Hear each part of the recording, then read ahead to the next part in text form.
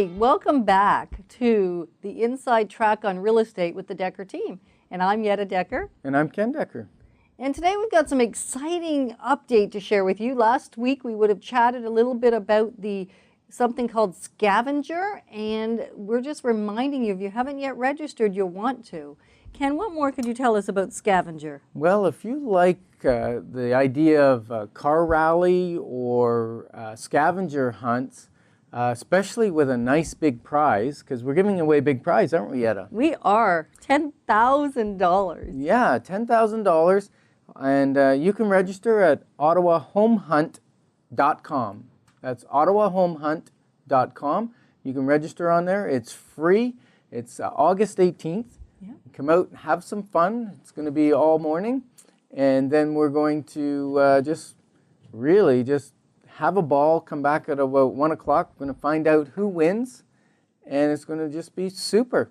So $10,000 prize, free registration. You need 2 people to play, one to drive, one to do the texting, because we're not going to allow you to text while you're driving.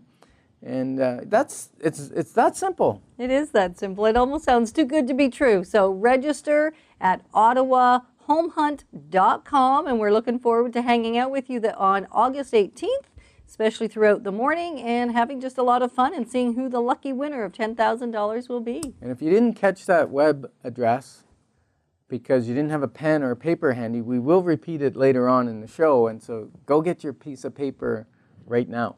So today's topic is on flipping houses, and I've tried it. I've done some successes, had some, well, you can call them failures. Didn't make the money I thought I would make. And as well, I found that flipping houses, they're very heavy. It usually hurts your back. So don't try to physically flip them. Yeah, okay. Anyway, so the question is, do we flip a house, which really is just a term that we use today around purchasing a home, renovating it reasonably quickly or as quickly as humanly possible, and then reselling the property? Or is it better to purchase the home and hold it, meaning put tenants in it or wait until a particular zoning can change or something that way? So just buy and hold or flip. What's better, Ken? Well, why would I choose which, and when would I choose which one? Well, it really depends on your purpose. If you want cash flow and you want to make money to support your life and to do that kind of thing, then flipping is the way to go, because you would buy property that needs some renovations, needs some decorating, maybe needs some floor plan switch around, maybe needs some landscaping. You know, one of those houses that we call lovely, ugly houses, just someone that... You mean the ugly duckling? Yeah, just a house on the street that hasn't been cared for, maybe is dated, the colors are wrong, it's still got the pink or the green, bathtub, that kind of thing. So that would be when you would flip for cash flow. But a wealth building strategy would be buy and hold. Okay. Because then you let the appreciation of the value of the property build wealth over time, and you would rent it out. So you buy and hold and rent, or you can buy and flip. Okay. So if I want to buy and flip, what are a few things that I just want to be aware of, I guess? Because, I mean, you hear it all the time, and it sounds very easy, and it sounds romantic, and it sounds just kind of like fun. And yet I know from the ones we've done, some of them have worked well, and some haven't worked out so well in our favor. And so, Ken, what would you say are a few of those things that you want to ensure you've done right? Yeah. Well, we'll definitely in the second half of the show get to the top 10 things to do when you're flipping a home. But really, it's about finding the right property, the right area, knowing the market, being really handy. Because typically, if you're going to buy a house and flip it, and you're going to contract out every single piece of the renovation, the painting, the trim work, everything you're going to contract out, well, the contractors are going to make the money, and you probably aren't going to make as much or any. Okay, so part of it when you're flipping a house then is part of it you're giving yourself a job. Yes. Right, by doing the work in the house. So you're building some sweat equity. Yes, exactly. Which is getting paid for your labor costs when you're doing the flip. Yeah, many people, you got to know where your gifting is. If your gifting is in painting, then do the painting. But if it's not in painting, don't do that, because you could be doing some great work on the house and then do a lousy job painting it, and that's going to kill the appeal of the home. So you might be good at putting down hardwood or ceramic, or maybe that's not your skill. Maybe you're better at doing electrical work or plumbing, or be careful with those kind of things because they require inspections. Depends on what level of flip you're going to do as well. Some it's a matter of just painting, and maybe having a flooring company come in and change the flooring and change the knobs on the kitchen, and Kitchen cabinets, and change the countertop, and you're done. Right. So that's a pretty easy flip. Other ones require quite a bit more renovations, changing of kitchens, changing of bathrooms, maybe changing the flow of the house, maybe taking out baseboard heat, putting in a furnace. There's all kinds of things that could affect the level of the flip. And so you got to be prepared for and buy the right level of house for your skill set and your finances. That's another area, because it's expensive to flip a house. You have to be able to have the down payment to buy it, put a mortgage on it, be able to carry the mortgage, because generally while you're doing the renovation, you're not living there and no one's renting it. Right. So we got to have cash flow for that, and we have to have cash to pay for the renovations. Okay, perfect. So obviously buying a property priced below market is going to be mandatory.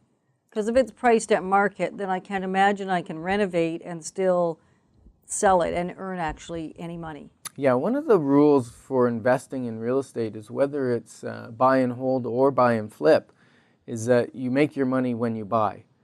So always buy slightly below market. There aren't the deals that we hear about in the States where houses are selling for half of their value and things like that. You're not going to find that in Ottawa, because we've got a very good market. Even when the market's considered poor, it's still a good market. But slightly quite stable regardless of what's going on almost in Ottawa. Yes, but we're going to buy slightly below market for probably one of 2 or 3 reasons.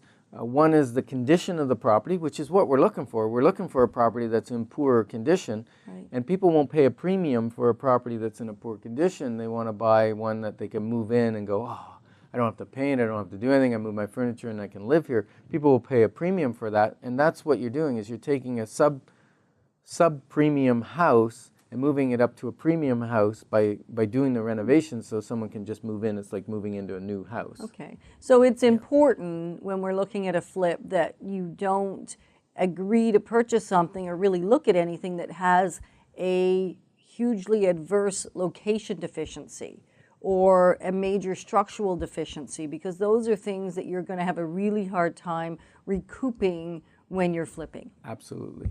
Now, I did say there were 3, and I only did 1, so I know our listeners are out there going, he didn't say the other 2. Okay, so another one would be someone that's motivated to move. They've bought another house or they're relocated, and their house hasn't been selling, probably because it's not quite as pristine as maybe another one, and that's the second reason you can get a deal on a property. The third may be a power sale. We talked about power sales in one of our shows, and power sales typically go slightly below market value, but they're also usually in a little bit of sub-quality as far as finishing or delayed maintenance and that sort of thing. So that is the ideal flip house as well. Yeah, no, that sounds perfect. So when I'm doing that, what other things do I have to concern myself with? We're talking about purchasing the home at slightly below market value, and as much below market as possible. A lot below market would be fantastic. Yeah. Just probably not that probable in the Ottawa market. Right. But the good news is that we have a strong, vibrant market.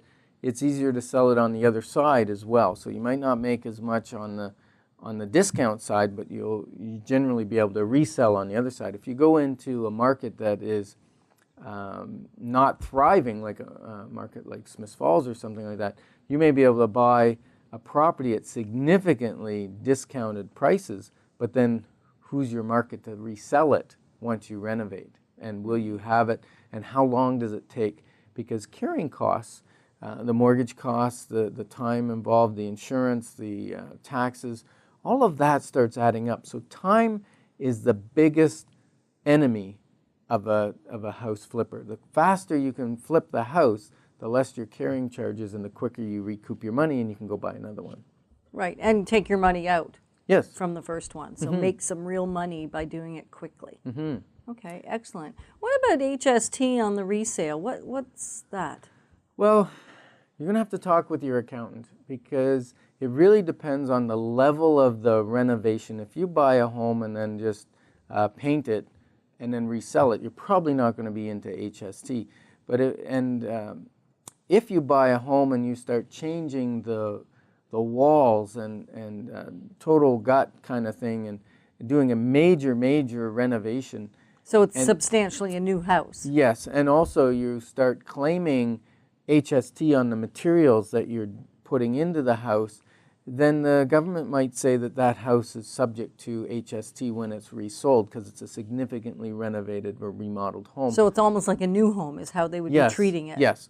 So definitely talk with your accountant, your lawyer. Make sure you know what level you're doing and whether you're going to be into an HST situation because very quickly, if you buy a house and then resell it and it should have had HST on it, and the government comes after you for the HST, that could wipe out all of your profits and then some. So that's a very important key piece to look at. Okay. And so when you're flipping, I think we've alluded to this already, but you are your own boss. Yeah, that's what people like about it. And it's also one of the pitfalls is you are your own boss. You get up when you want to get up. You go to the work site when you go to the work site. It's a real interesting thing. It's like being self-employed. Many people do it on the side. You know, they have their regular job. Some people do it who are in shift work kind of thing, police or fire or whatever, where they're on shift for long periods and many days in a row, and then they've got several days off, and that allows them to work on this kind of thing. So that will work well for them. Okay, perfect. And you talked a little bit about are you a skilled contractor and just to be careful not to go down a road that you really aren't equipped to go down. Yes. From a repair perspective. Yes, there are some significant things, like you don't want to get up on the roof and shingling if you don't know what you're doing. You don't know how to tie yourself down because, falling off a roof can certainly end your flipping days. And then some. Yes. And electrical as well. Electrical is very dangerous. If you don't know what you're doing, you shouldn't be doing it. And if you're doing any electrical work, you should have an electrical permit and you should have an ESA certification at the end, so you have it all inspected. My recommendation is if you're doing electrical, get an electrician in who's certified. You are allowed to do electrical work on your own house, but you can't do it for other people unless you're got an electrician's certificate. Same thing with plumbing. Plumbing is one of those things that you either are okay with doing it or hate doing it. I don't like doing plumbing. And it's another thing that can cause significant damage.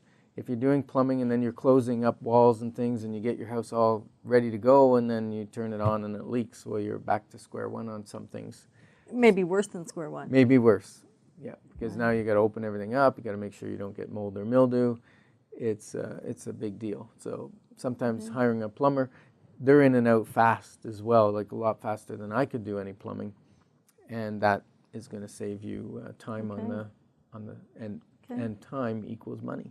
It certainly does. So when we think about flipping, we've alluded to this a little bit, but finding the right property is probably the key to all of this.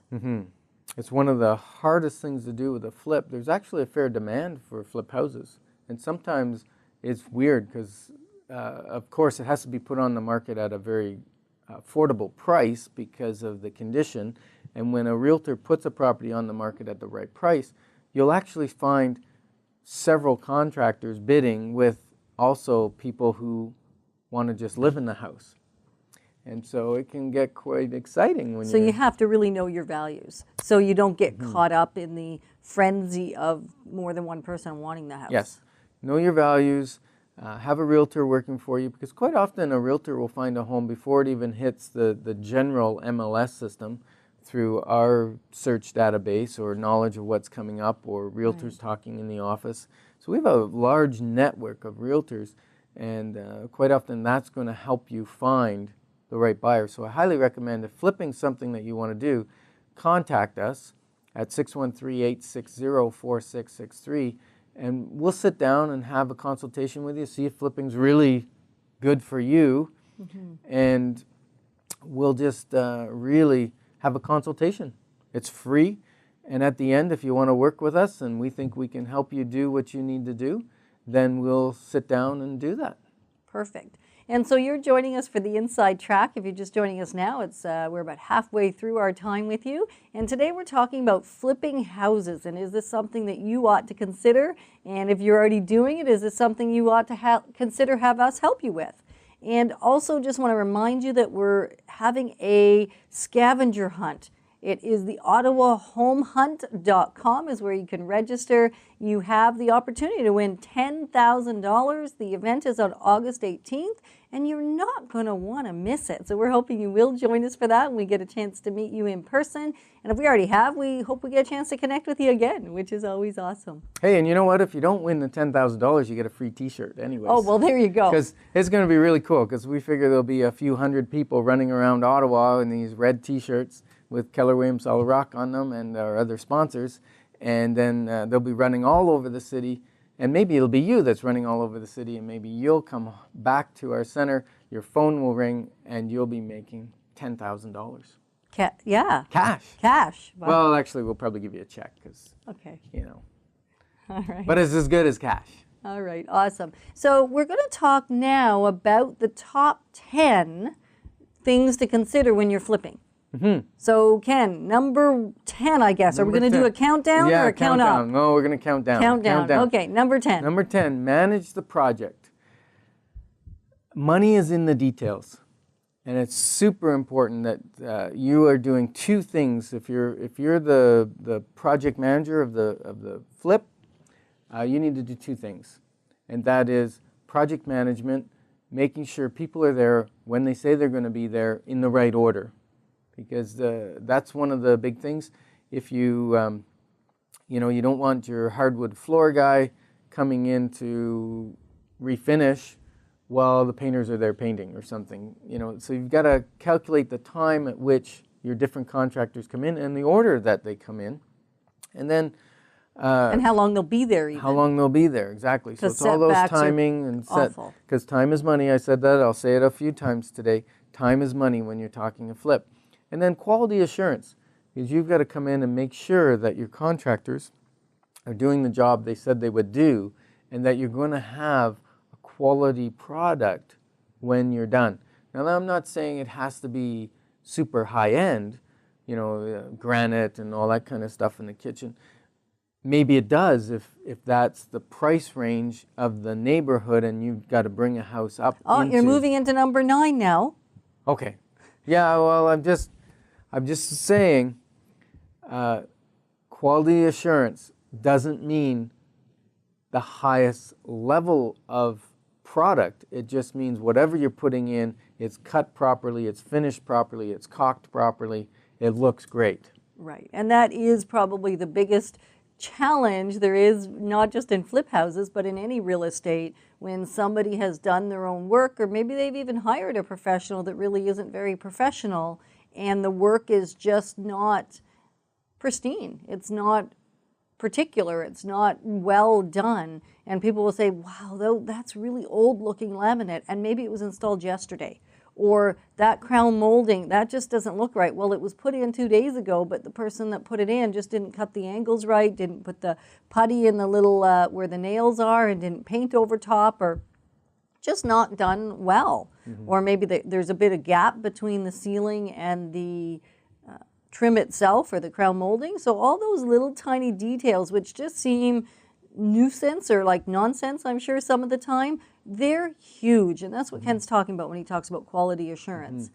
And you may have to call back a contractor who's not done a job well enough, or something goes wrong with it.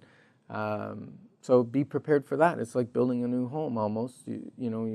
You've got to be able to call back your contractors if you have a problem with the work they did. Number 9. Number 9 is know your market. And when we say know your market, it's not only know what that price or that property should sell for in the market and ensuring you can buy it at below market. That's the first piece of knowing your market. The second piece is knowing what does sell in that neighborhood. What level of renovation can you do? How detailed or how upscale does that have to be for that particular neighborhood? So know the neighborhood that you're in and know the buyer that buys in that neighborhood. If it's a first-time buyer neighborhood, you're going to do very different things than if it's a move-down neighborhood, or if it's a neighborhood that's just really got that trophy home in it, that big, beautiful home in it. You're going to want to do very different renovations, and the things you're going to do and the quality at which you're going to do them are going to vary greatly. And so you've got to know your buyer. There's nothing more important. And really relying on your realtor for that information, we've got lots of access to that, is about the smartest thing you could do.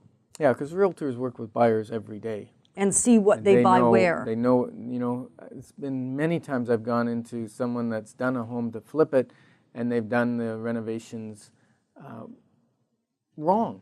Pick the wrong colors that aren't enticing right now, or even builders that have built a house and done the floor plan to what they thought was right, but the bulk of the buyers aren't looking for that floor plan right now. And if they had contacted a realtor to say, hey, what are the buyers demanding? What are they looking for right now? That would have saved them a lot of time and money. So number 8 is buy below the market. We talked about that.